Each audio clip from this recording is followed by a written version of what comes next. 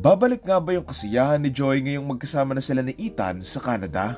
Direktang kasunod to ng Hello Love Goodbye kung saan si Joy ay nasa Canada na samantalang si Ethan naman ay nasa Hong Kong pa rin. Susubukan nilang pagganahin yung relasyon nila pero hindi ito magiging madali dahil na nga sa sobrang nilang pagtatrabaho, sa layo nila sa isa't isa, dagdag mo pa nga yung lockdown ng magka-pandemic. Dahil na nga sa mga patong-patong na mga problema na to, dito na nga maapektuhan at masisira yung relasyon nila. Sa mga sumunod na taon, dito nga sila ulit magkikita sa may Canada kung saan may mga bago na nga silang kasama at plano sa buhay. Susubukan nilang magkaayos at kilalanin ulit yung isa't isa na magiging mahirap dahil nga sa laki ng kasalanan galing sa nakaraan nila. Kaya naman dahil sa lahat ng to, yung nawala nilang pagmamahalan yung kailangan nilang mabuo at mabalik ulit bago pa tuluyang umalis yung isa sa kanila. Title ng movie, Hello, Love Again. Ang tanong ng karamihan, maganda ba yung Hello Love Again?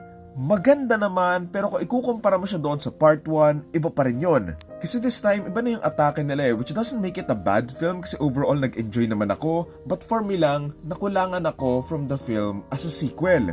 Simulan muna natin sa mga nagustuhan ko. Unang-una yung performance nila Catherine and Alden na kung magkano man yung binayad sa kanila, sulit na sulit yon sa tingin ko naman. Ramdam na ramdam mo kasi sa mga batuhan nila ng linya na para talagang mag-ex sila na may pinagdaanang mabigat, and that's amazing considering na ilang years ago na yung first film. Hindi ako magtataka kung minethod acting to ni Catherine Favorite scene ko dito yung scene ni Joy doon sa may kotse, yung nagwawala siya.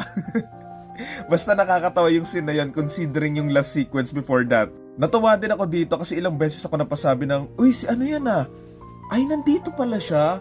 Kasi ang dami ditong kilalang artista, mga nag-cameo, mga nag-extra. Tuwang-tuwa din ako dito kay Joros kasi nag-work siya as the comic relief of the film na siya yung nagbibigay ng mga nakakatawang linya and yun yung nagbibigay sa audience ng pahinga from the heavy moments doon sa may film.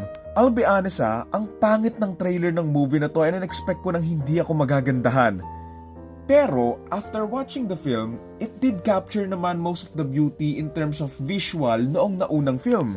I know may mga nagsasabing naka-CGI or green screen daw pero parang hindi naman. I think dahil ata doon sa way ng pag-color nila ng scene, yung pag-blurred ng mga background, and also yung pagkakashot lang din nila kaya nagmumukhang fake. Overall, maganda naman yung cinematography, yung locations, yung mga shots nila. Natuwang-tawa siguro yung DOP nila dito sa mga sunflares. Siguro in terms of the story, medyo madami lang yung nangyayari na na-explain naman mostly, pero may mga ibang wala namang masyadong pinatunguhan and feeling ko unnecessary na rin. Para din sa akin, the stakes here aren't that high, but it's serviceable naman at most. For me, sobrang laki kasi ng potential ng pag-visit ni Ethan kay Joy doon nga sa Canada tapos na-stuck nga siya doon dahil sa pandemic, on which, kung doong timeline and plot tumakbo yung story nito, grabe yung stakes doon and I would love to see how they would write a story in that setting. Kasi dito kumbaga may stakes naman pero hindi gaanong kabigat. I mean regardless kung mag-nurse si Joy sa may New York, may trabaho pa din naman siya. Mas maliit nga lang yung sahod pero may trabaho pa rin and nakakapag-aral pa rin naman siya. Kay Ethan naman, oo, nasarado yung club niya, nagkahiwalay sila ng kapatid niya, hinahabol siya ng mga gang na pinagkakautangan niya. Pero lahat ng yon na ipakita lang through dialogue and puro kwento lang. Hindi na masyadong na-explore at hindi na ipakita visually.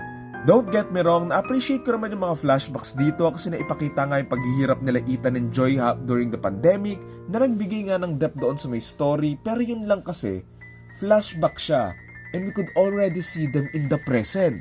Kumbaga, yung pagpapakita nila ng mga past, yung mga flashbacks, for context na lang siya ng mga audience and hindi na siya pang build ng story sa kung anong mangyayari sa susunod. Siguro kung meron man ako nagustuhan doon sa may flashback na ipakita doon yung pagbabago ni Ethan, pagbabago in some sort of way, mula doon nga sa pagkakamali niya kasi nung dumating naman na siya doon sa Canada ulit, wala na siyang ginawang ulit and it's interesting to compare yung version niya from before and yung present sa may film.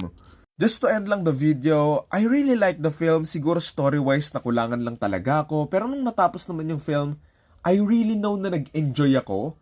And also, magaan naman sa puso yung ending on which, good for them. So yun lang, again ang title na to, Hello Love Again, and ang torta rating ko is around 7 or 7.5.